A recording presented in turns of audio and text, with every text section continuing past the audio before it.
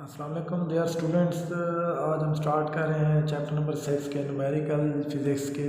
और इस चैप्टर में हम जो न्यूमेरिकल्स सॉल्व करेंगे उसमें काइनेटिक एनर्जी के हैं, वर्क डन होगा, और उसके साथ पोटेंशियल काइनेटिक एनर्जी, और साथ में हमारा होगा पावर और एफिशिएंसी के फार्मूले यूज़ होंगे। तो अब स्टेप बाय स्टेप हम इनको सॉल्व करते हैं। सबसे पहले ये देखें, हमने एक न्यूमेरिकल लिखा हुआ है। इसमें लिखा है कि a girl carries 10 kg bag upstairs to height 18 steps each 18 steps. अब वो कह रहे हैं कि एक लड़की है जो कि 10 kg का एक बैग लेके जा रही है ऊपर सीढ़ियों के ऊपर। तो उसके स्टेप्स कितने लिखे हुए हैं? 18 स्टेप्स वो ऊपर गई है। और ईच स्टेप जो है वो कितने हाइट के ऊपर है? एक स्टेप का दूसरे स्टेप के दरमियान जो डिस्टेंस है, या एक स्टेप दूसरे स्टेप से कितना ऊंचाई पे है? 20 सेंटीमीटर हाइट पे है, हाइट लिखा हुआ है। तो कैलकुलेट करना है हमने amount of work done she has done to carry the bag को उठाने के लिए उसको कितना मेहनत करनी पड़ेगी, या वर्क उसने डन किया है, ये वर्क किया है। तो टेक हमने क्या करना है, जी जो है ग्रेविटेशनल एक्सीलरेशन इसमें यूज़ हो रहा है वो है, उसकी वैल्यू उसने लिखी हुई है 10 मीटर पर सेकंड स्क्वायर। अब इसमें उसने जी क्यों लिया हुआ है? क्योंकि ये जो वर्क डन हो रहा है, जो वो बैग उठा के लड़की जा रही है ऊपर की तरफ, तो उसमें यह है कि उसका जो वेट है वो उसको वज़न जो उसका है वो ग्रेविटेशनल फोर्स की वजह से वो नीचे की तरफ उसको ऐसे समझें कि रिएक्ट कर रहा होगा, यानी वो ऊपर खींच रही है तो उसका वेट जो है वो नीचे की तरफ होगा उसकी डायरेक्शन। तो इसलिए अब कोई चीज़ ऊपर से नीचे आ रही हो या नीचे से ऊपर जा रही हो मूवमेंट उसकी, तो उसमें जो एक्सीलरेशन हम लेते हैं वो ग्रेविटेशनल एक्सीलरेशन लेते हैं, जिसे हम जी से ज़ाहिर करते हैं, ये स्मॉल जी, और इसकी वैल्यू क्या होती है? 10 मीटर पर सेकंड स्क्वायर। अब देखिए इसमें सबसे पहले क्या करना होता है, जब भी आपने न्यूमेरिकल सॉल्व करने हैं सबसे पहले आप उनको पढ़ें और पढ़ के ये देखें कि आपको गिवन क्या दिया हुआ, गिवन क्या है, यानी क्या चीज़ आपको उसने दे दी है। जो उस क्वेश्चन के अंदर जो आपने वैल्यूज़ वो अलहदा कर लें, उसके बाद जो चीज़ मालूम करनी है उसका फार्मूला लिखें, और उस फार्मूले की मदद से आप देखें कि अब आपके फार्मूले में यही चीज़ें अगर फिट आ गई हैं जो गिवन है तो ओके है, अगर नहीं तो फिर अगर इसके अंदर कोई और फार्मूला लगता है तो वो लगाएं और अपनी रिक्वायर्ड वैल्यू हासिल करें। अब देखें कैलकुलेटर वर्क डन है। अब इसमें गिवन क्या है, हमें सबसे पहले तो हमें मास दिया हुआ है। मास कितना है बैग का? मास ऑफ बैग है हमारे पास, और बैग ये हमारे पास 10 kg है। अब हम गिवन से लिख रहे हैं कि उसने हमें दिया हुआ क्या है, कौन सी वैल्यू दी हुई है। अब दूसरा देखें, अब हाइट दी हुई है हमारे पास, यानी कितने वो हाइट के ऊपर जा रही है, 18 स्टेप जा रही है। तो 18 स्टेप में हर स्टेप के अंदर कितना आपस में डिस्टेंस है या कितनी हाइट के ऊपर है स्टेप, वो है 20 सेंटीमीटर। अब इसमें एक चीज़ और ख्याल करनी है कि आपने जब भी वैल्यूज़ लेनी है, अगर आप केजी ले रहे हैं तो केजी के साथ आपने मीटर को यूज़ करना है, डिस्टेंस को। ये नहीं करना कि आपने यहाँ केजी ले रहे हैं और वहाँ 20 सेंटीमीटर लिखा हुआ है और 18 स्टेप लिखे हुए हैं, तो हर स्टेप के अंदर 20 है, और हम जो 18 को 20 से मल्टीप्लाई कर दें तो इससे क्या होगा, हमारे ये सेंटीमीटर निकल आएंगे। लेकिन हमने क्या करना है, हमने मीटर लेने हैं। तो आपने क्या करना है, सबसे पहले सेंटीमीटर्स को इसको मल्टीप्लाई कराएं 20 के साथ, और 20 के साथ मल्टीप्लाई होने के बाद उसके मीटर्स निकाल दें। अब देखें हम इसको लिख रहे हैं कि हमारे पास जो हाइट है, यानी कि जो वर्क डन में हमने डिस्टेंस या हाइट, अब ये तो हाइट के ऊपर जा रहा है तो यही हमारा डिस्टेंस भी होगा और हाइट भी होगी। तो इसमें ये कितनी दी हुई है हमें? 20 सेंटीमीटर, और कितने स्टेप हैं? 18 है, एक स्टेप के ऊपर है, तो हम इसको मल्टीप्लाई कर देंगे 18 के साथ। तो हमारे पास ये क्या निकलेगा, हमारे पास आ जाएगा ये टोटल हमारा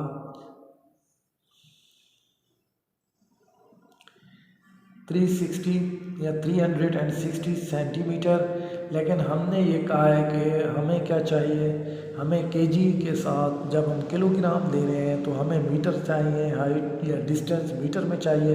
तो अब हमारे 1 मीटर में 100 सेंटीमीटर होते हैं। तो हम क्या करेंगे, अब इसी वैल्यू को 360 को डिवाइड कर देंगे 100 के ऊपर, तो हमारे पास आ जाएगा 3.6। ये हमारे मीटर बन गए हैं किसके, सेंटीमीटर के। जो हाइट हमें दी गई थी वो हमारी कितनी थी, अब 18 स्टेप थे और हर स्टेप का जो हाइट थी हर स्टेप की वो 20 सेंटीमीटर थी। सबसे पहले हमने वैल्यू 18 स्टेप की निकाली वो सेंटीमीटर में, फिर उसको हमने मीटर में कन्वर्ट कर दिया। उसके बाद हमारे पास और क्या गिवन है, और देखें हमारे पास 18 स्टेप और जी की वैल्यू है वो है हमारी 10 मीटर पर सेकेंड स्क्वायर। अब हमने मालूम करना है वर्क डन। तो वर्क डन का हमारा फार्मूला क्या है, वर्क डन हमारा है W =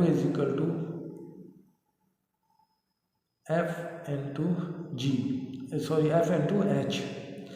यानी अब हमारे पास क्या है, फोर्स, हाइट, ये हमारा जब मल्टीप्लाई होंगे ये वैल्यूज़ तो हमारा निकल आएगा वर्क डन जो हमने मालूम करना है। लेकिन यहाँ हमारे पास क्या है, हाइट अब हमारे मीटर में आ गई है, ये गिवन है। लेकिन हमारे पास क्या चीज़ नहीं है, हमारे पास ये फोर्स नहीं है। अब इस फोर्स की वैल्यू हमने निकालनी है। इस फोर्स की वैल्यू अब हमारी कैसे निकलेगी, अब देखें कोई भी चीज़ अगर हम नीचे से ऊपर लेके जा रहे हैं तो उसका जो वेट होता है वो एज अ फोर्स रिएक्ट कर रहा होता है नीचे की तरफ, क्योंकि उसके ऊपर ग्रेविटेशनल फोर्स लग रही होती है। तो अब ये हमारी फोर्स कैसे निकलेगी, यह फोर्स हमारी इक्वल है उसके वेट के, जो बैग उठाया हुआ है इसमें हमारी फोर्स जो है वो हमारी इक्वल है इस बैग के वेट के। तो अब वेट का फार्मूला हमारे पास क्या होता है, फोर्स अब वेट से निकलेगी, वेट का फार्मूला होता है m और g। अब देखें हमारे पास m हमारा इस बैग का गिवन था, मास हमारे पास है इसका 10 kg और हमारे पास जो g की वैल्यू है वो भी 10 है। तो इस तरीके से हमारे पास फोर्स आ जाएगी 100 न्यूटन। अब देखें हमारे पास हाइट पहले से मौजूद थी, जो डिस्टेंस हमने लिया हुआ था वो हमारे पास 3.6 मीटर है। और अब हमने क्या निकाल ली है, फोर्स भी निकाल ली है। वो कहाँ से निकली है, वो हमने वेट मालूम किया है। वेट हमारा क्या था, मास हमें गिवन था। वेट का फार्मूला क्या होता है, m/g या mg। तो इसमें हमने जैसे ही ये वैल्यूज़ पुट किए हैं तो हमारे पास 100 न्यूटन आ गई है फोर्स। अब हम अपने रिक्वायर्ड फार्मूले में, ये हमारा मेन फार्मूला है जिसमें हमने वैल्यूज़ पुट करनी थी। अब इसमें दो फार्मूले हमने यूज़ कर दिए हैं, एक हमारे पास वर्क डन का है, दूसरा हमारे पास क्या है, वेट का है। और उसमें फोर्स हमने निकाली है वेट से। अब देखें W हमारा क्या बनेगा, वर्क डन हमारा बनेगा, F की वैल्यू हमारे पास है 100 और मल्टीप्लाई हमारे पास H की वैल्यू क्या निकली है 3.6 मीटर। तो हमारे पास वर्क डन जो निकलेगा वो निकलेगा 360 जॉल, क्योंकि वर्क की जो इकाई है वो क्या है, कितना है, जॉल है। तो हमारा जो वर्क डन हुआ है वो 360 जॉल हुआ है। तो इस तरीके से डियर स्टूडेंट आपने केयर करनी है। सबसे पहले गिवन लेने हैं आपको, मैक्सिमम चीज़ें आपको गिवन होती हैं। जो चीज़ गिवन नहीं होती उसको फिर आपने फार्मूले की मदद से निकालना होता है। अब इसमें हमने क्या करना था, वर्क डन मालूम करना था। वर्क डन हमारे पास था W = F/g, हमारे पास ये फार्मूला था। H हमारे हमने निकाल लिया था। फोर्स नहीं थी तो फिर हमने फोर्स को मालूम करने के लिए दूसरा फार्मूला लगाया, वो वेट का। तो इस फार्मूले से हमने फोर्स की वैल्यू निकाली और उसको जब वर्क डन वाले फार्मूले में इंटर किया तो उससे हमारे पास वर्क डन निकल आया। तो अब देखें नेक्स्ट हम क्वेश्चन इसका देखते हैं स्टूडेंट्स। अब ये क्वेश्चन है आपके चैप्टर नंबर 6 की एक्सरसाइज में से, जिसमें हमने क्या करना है कि हमने वर्क डन मालूम करना है कि find the work done by the man.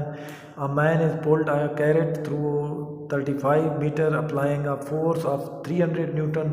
अब इसमें यह है कि एक आदमी है जो कैरेट को कितने डिस्टेंस तक लेके जा रहा है, 35 मीटर डिस्टेंस तक उसको खींच के लेके जा रहा है और उसकी फ़ोर्स जो लग रही है इस पे वो 300 न्यूटन लग रही है। और हमने क्या मालूम करना है, हमने मालूम करना है find the work done bye a man, के एक जो मैन इसको खींच के जा रहा है आदमी, उसने कितना काम किया है, कितना उसका वर्क डन हुआ है।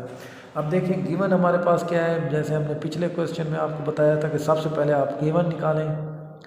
गिवन आपके पास क्या दिया हुआ है, एक तो आपके पास डिस्टेंस दिया हुआ है, जितने वो कैरेट को लेके जा रहा है डिस्टेंस आपके पास है। डिस्टेंस को हम एस से ज़ाहिर करते हैं या डी से भी लिख सकते हैं। आपके पास है 35 मीटर और फोर्स उसने दी हुई है कि कितनी फोर्स वो अप्लाई कर रहा है। फोर्स हमारी होती है एफ, वो है 300 और उसकी जो इकाई है हमारे पास या यूनिट वो न्यूटन है। एंड अब हमने मालूम क्या करना है, हमने वर्क डन मालूम करना है डब्ल्यू। तो अब हमारे पास देखें, हमारे पास फार्मूला क्या होता है वर्क डन का। वर्क डन का फार्मूला हमारा पास है F W is equal to F into S. यानी हमारे पास अगर डिस्टेंस दिया हुआ है और फोर्स भी दी हुई है तो जस्ट हमने क्या करना है, इसमें हमने पुट करना है वैल्यूज़ इनकी, और उससे हमारे पास आंसर जो हमारा आएगा वो हमारा होगा सॉल्यूशन, या हमारे जो हमने फाइंड आउट करना है वर्क डन वो निकल आएगा। अब ये देखें, एक तो इनके यूनिट्स देख लें आप, डिस्टेंस किस में है, मीटर में। हमने खुद कहा था कि हम डिस्टेंस जो लेंगे वो हमारा मीटर में होगा और फोर्स हमेशा न्यूटन में होगी। तो अब हम वर्क डन में फोर्स की जगह पे हमारा 300 आ जाएगा और डिस्टेंस हमारा कितना है, मल्टीप्लाई कर दें इसको 35 के साथ, 35 मीटर है। तो हमारे पास जो आंसर निकल आता है वो हमारा निकलता है इसका 10,500 जूल। यानी जितना हमारा वर्क हुआ है, ये जूल क्या है, ये इकाई है या यूनिट है वर्क डन का। तो देखें आप, सिंपली आपने करना क्या है कि आपको सबसे पहले गिवन निकालने हैं और गिवन में एहतियात करना है यूनिट्स का। अब डिस्टेंस जहाँ भी इस चैप्टर में हम ले रहे हैं ये टोटल आप मीटर में लेंगे, फोर्स न्यूटन में होगी। तो और जो हम मास लेंगे वो हमारा केजी में होगा इन चैप्टर में। आप डियर स्टूडेंट आप इनको देखें क्वेश्चंस को, इनको दोबारा करने की कोशिश करें और एक्सरसाइज में से भी वर्क डन के क्वेश्चन करें। अगर आपको वर्क डन वाले क्वेश्चन में न्यूमेरिकल के अंदर चैप्टर नंबर 6 में अगर कोई प्रॉब्लम आता है तो आप हमें कमेंट करें, हम आपको उसका सलूशन बताएंगे।